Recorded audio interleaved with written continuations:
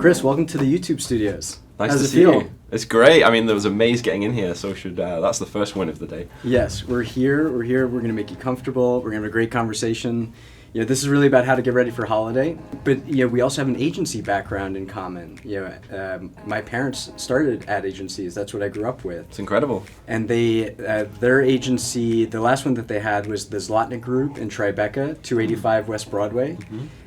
But I'd love to hear your story of bringing Croud to the U.S. and New York. I mean, I love telling it, so let's do it. So I've been with Croud for 12 years and started in the UK when there were only 5 people.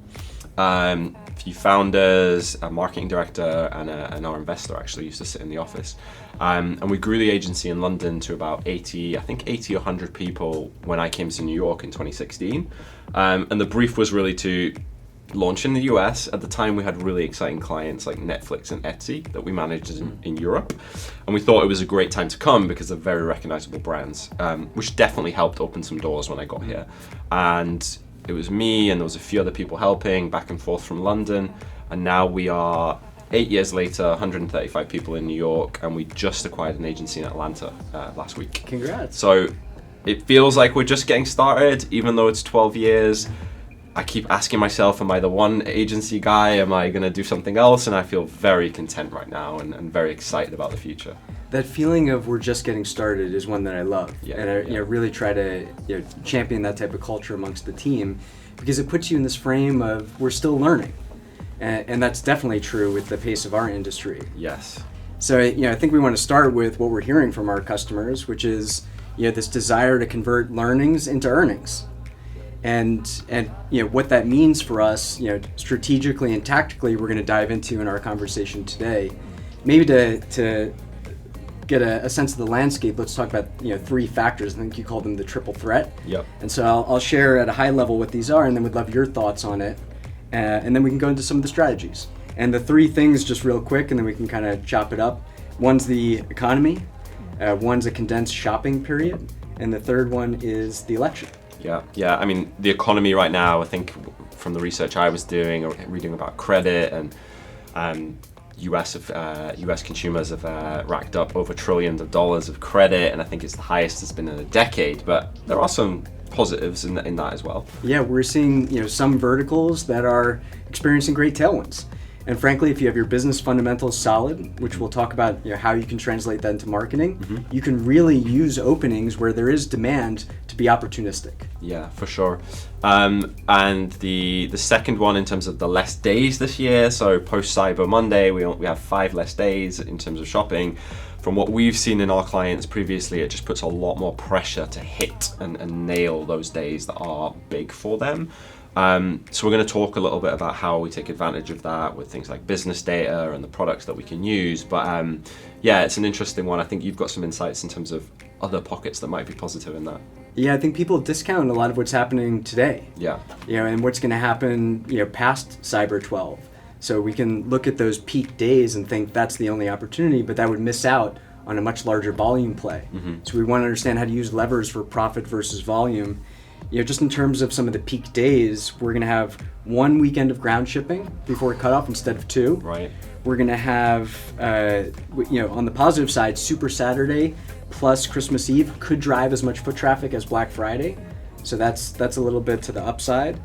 And then we were going to talk a little bit about the election and some of those peak dates. And what we're estimating is that November 13th through 15th could actually be a peak because there tend to be lulls prior and immediately after. But again, when we did this 4 years ago, very different factors. Yeah. A peak in terms of good demand. Good demand. Yeah. I think there will definitely be peaks in there, some that we might not see. And I think the advantage that we've got with some of these platforms is that you can lean into demand very, very fast, and we should never not do that.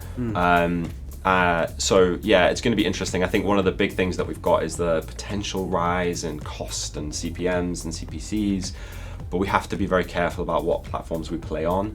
For example, you wouldn't want to be spending loads on TV in swing states during those times because it's going to be very expensive. Right, so being opportunistic about which auctions you enter, what you're willing to pay, and I think that leads us into one of our first strategies, which is around maximizing profit. Yeah, we hear this from every single customer. Mm-hmm. I also hear it at the same time as I want to maximize volume. Mm-hmm. And part of what we're trying to do is unpack on a unit economic basis, what is our break even?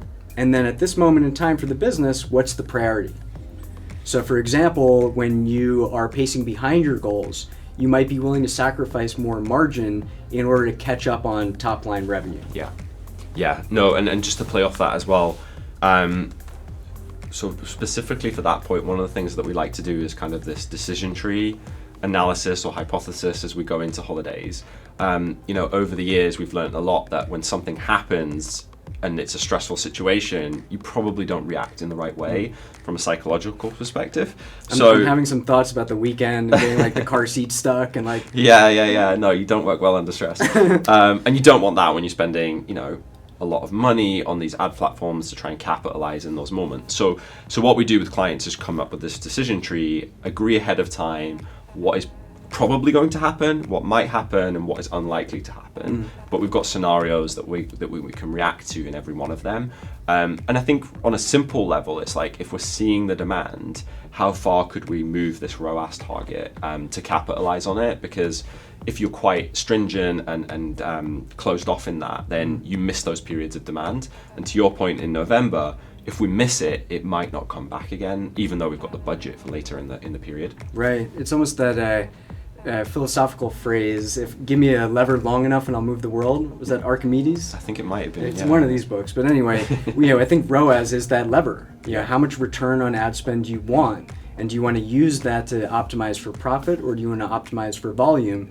Being agile about it in the course of this holiday season is going to be to your great advantage. Yeah. And another thing that we try and recommend to our customers is that controlling some of these bidding platforms is absolutely key, right? There's a lot of advantages, and we'll get onto it in a second, but just to kind of play to that is that we as an agency and with our customers have to be feeding you guys the right information. And that could be ROAS targets, that could be seasonal data, that could be LTV data. I think we've got to work on the agency side to get clients better at that data.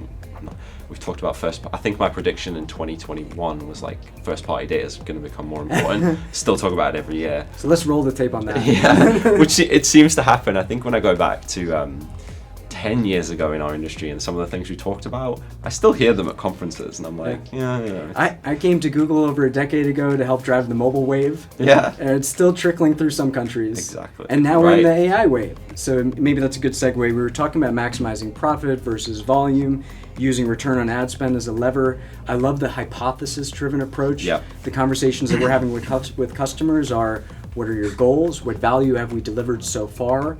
How much value do we want to deliver to achieve or ideally exceed our goals? And then what are some of those AI essentials that can help us really leap ahead? Yeah. So just to give you a few we can kind of talk through. Let's do it. Yeah, one is around enhanced conversions. Are you able to attribute all the signals that are leading to a conversion, especially as we move towards a cookieless world? And more devices that consumers are shopping across. And then the first-party data that we're using to develop these audience lists. And we have a service called Customer Match, where you can take your data and match it to ours. You have 15 platforms with 500 million users, 6 with 2 billion users. How are you finding that customer audience segmentation conversation going? It's pretty ingrained in what we do as an agency, and I think customers are, it's been out for quite a while now, much more understanding of what's required and doing the work on their end to feed it in. And again, I think the same thing applies with this AI subject. There's a lot of signals happening, and especially when we come up to holidays, even more, right? It's probably like people are operating almost on a 24-hour day across America, being awake, like shopping late at night. There's just no way a client or an agency can do that manually. Right. So we're very lent into all of the automation that happens, and automation has been at the forefront of what Croud has done for decades, right? It's like always been, what can we automate? What can we get away from doing manually? So that's even more exciting right now. But back to the control element, feeding in the customer match data, feeding in the seasonal data, feeding in the data around business and LTV, that's where we concentrate. And it's almost like this, we used to be very controlling of the Google Ads platform and like every decision we wanted to manually just adjust it and adjust it up and down 10%. Now it's less control and more conductor. So, you know, we are the conductors of our campaigns for clients, and we should be looking at the overall platform, kind of like Minority Report, working out where we can control and where we can push, where we can pull, but less so in the actual granular detail. We should let the systems optimize that. Yeah, I don't micromanage my dishwasher. No. But well, you probably could now. I love this idea of using the data to inform hypotheses. One of my favorites is understanding the golden hours for a customer. Like, what are those peak shopping days and hours, and do you have the agility to uncap budgets, lower return on ad spend to maximize that volume? Definitely. And I think that leads us to a conversation about creativity. Do you have the assets that are going to work best in those moments when shopping is proliferated across so many different devices? Have you found any kind of how do you look at the importance of having different assets for all these different channels? Yeah, so I mean the big exciting stuff right now is Gen AI, and I know Google has some products to help with that as well in terms of cutting videos, and a lot of other platforms do. We were just at an event on Tuesday called Brandformance, which was really great, and I think the YouTube creative gentleman stood up and said that you need 50 creatives because only 2% of them work. So you're really only going to create 5, you're taking the chance that none of them work. I still think clients are not there yet. There's still resistance to leaning fully into that, and I don't think that's just because of a ideation or like a mindset. It's because of resource, and it's because of giving up control and all of this stuff about the way that your brand appears. But I think I was at another talk recently with Gary Vee, and he said, we're talking to all these French fashion houses, and they're talking about TikTok and all of the variations, and he said, like, do you really think in today's environment that you control your brand online? Go and search Gucci on TikTok. There's like 2,000 ads a day, 2,000 posts a day. If you're lucky. Yeah, and I was like, wow, that is like that is like a very pertinent point about where we are today.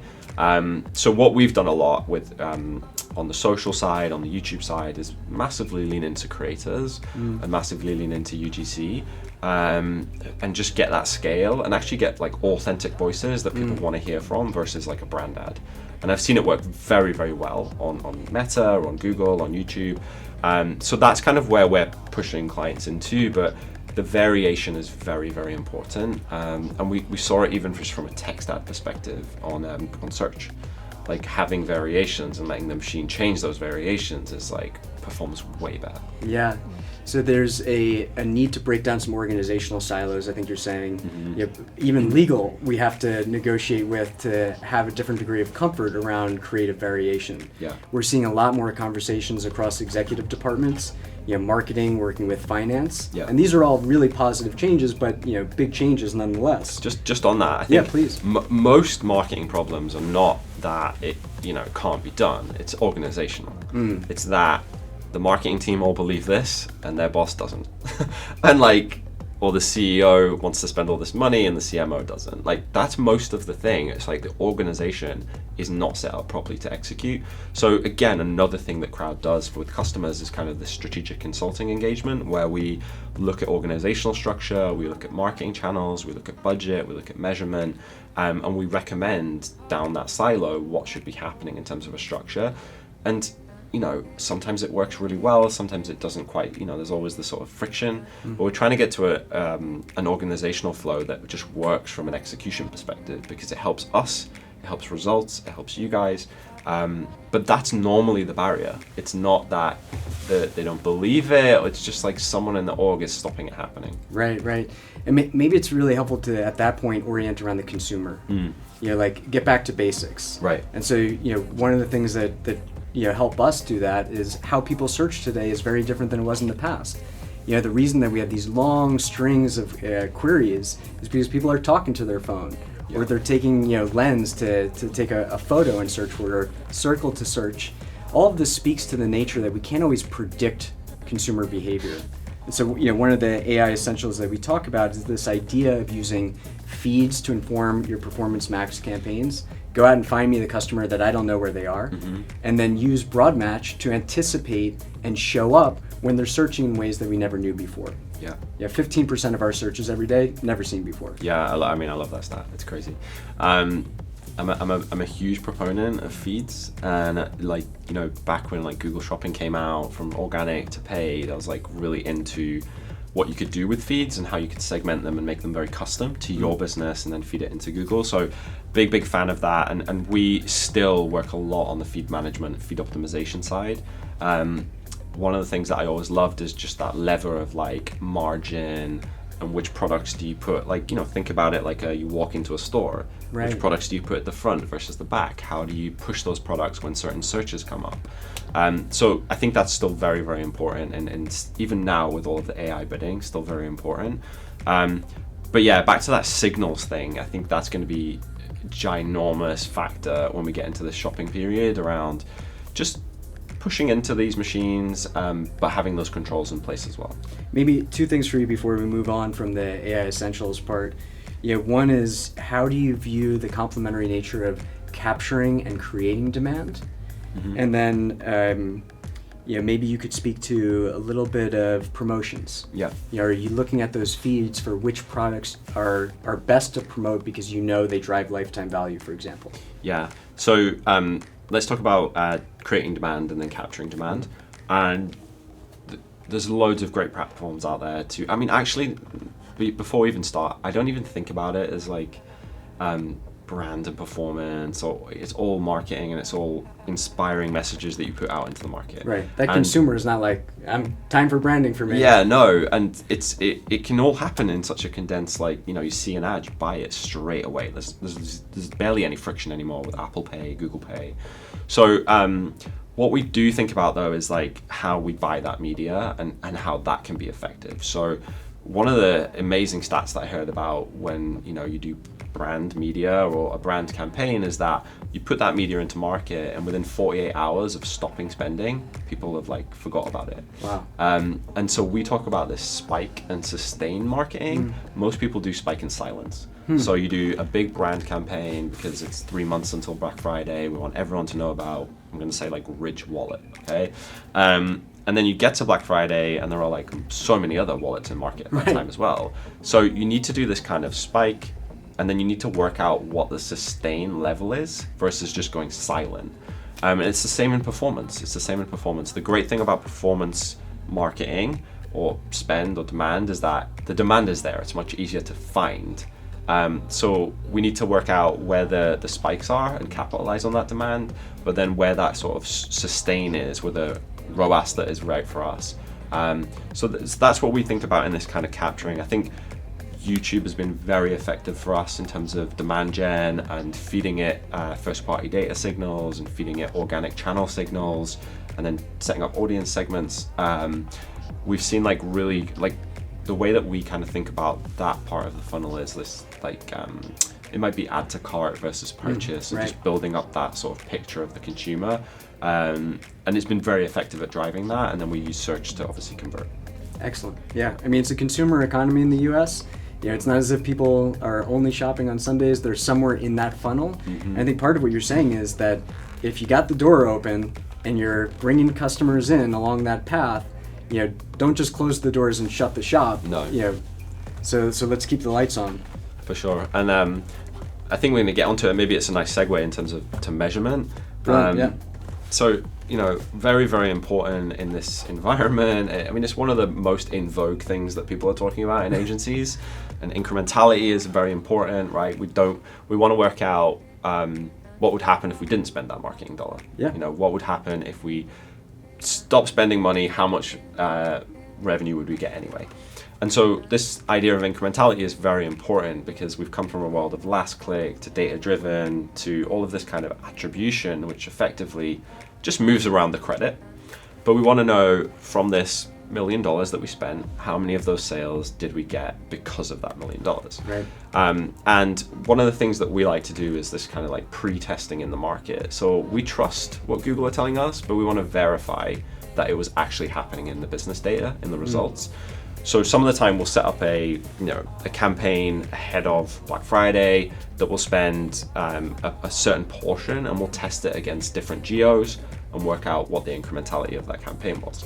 so that when we get to these things, we can go at it with confidence that these things are, have been verified before.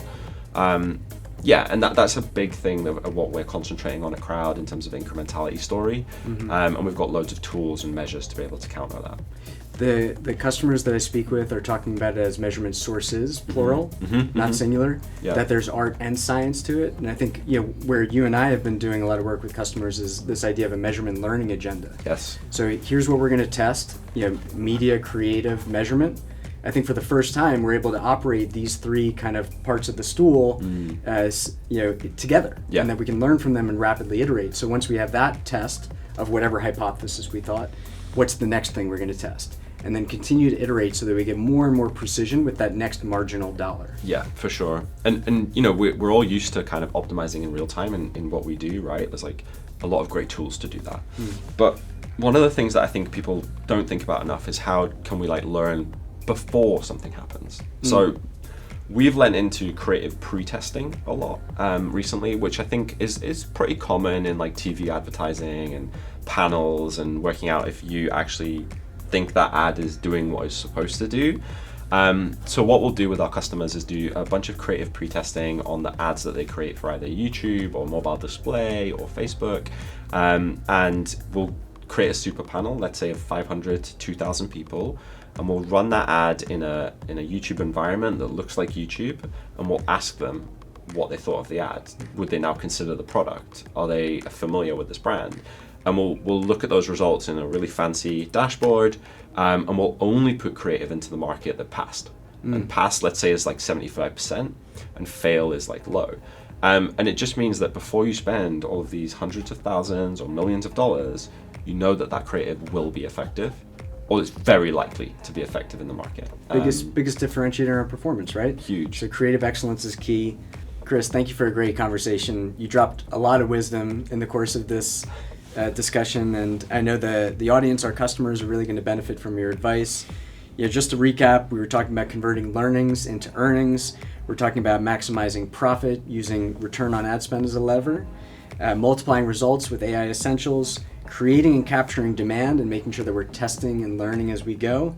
So, what advice would you give a family member if you're talking to them about how to set their business up for success this holiday season? That's a very good way to frame it. You're going to get a very honest answer from me now. So the two big things for me are, number one, taking advantage of the business data that our customers have, and we can help them as an agency.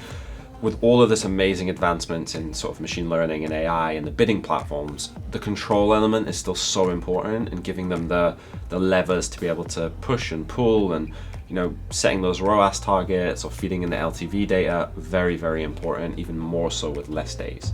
And the second part is this kind of trust but verify method that Croud is so passionate about, and it's that we should trust the results, trust the things that the platforms are telling us, but we have to verify that it actually happened.